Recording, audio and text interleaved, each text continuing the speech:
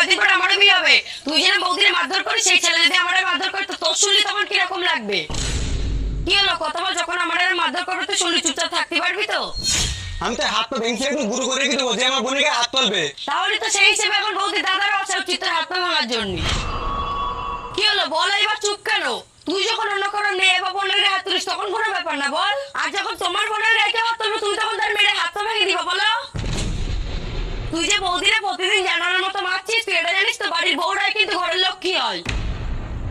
একটা কথা ভালো করে মনে রাখিস, যে বাড়ি মহিলাদের কোনো সম্মান নেই সেই বাড়ি কোনোদিন উন্নতি হয় না, শুধুমাত্র সকাল সন্ধ্যা গন্ডগোল লেগেই থাকে।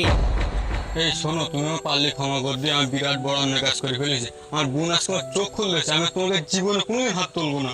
দেখো তুমি আমার সামনে হাত জড়ো করো না, তুমি যে নিজের ভুলটা বুঝতে পেরেছো আমি এতে অনেক খুশি। যেসব বাড়িতে পুরুষেরা নারীকে সম্মান করে সেই সব বাড়িতে কোনোদিনও ধন সম্পত্তির অভাব কষ্ট হয় না।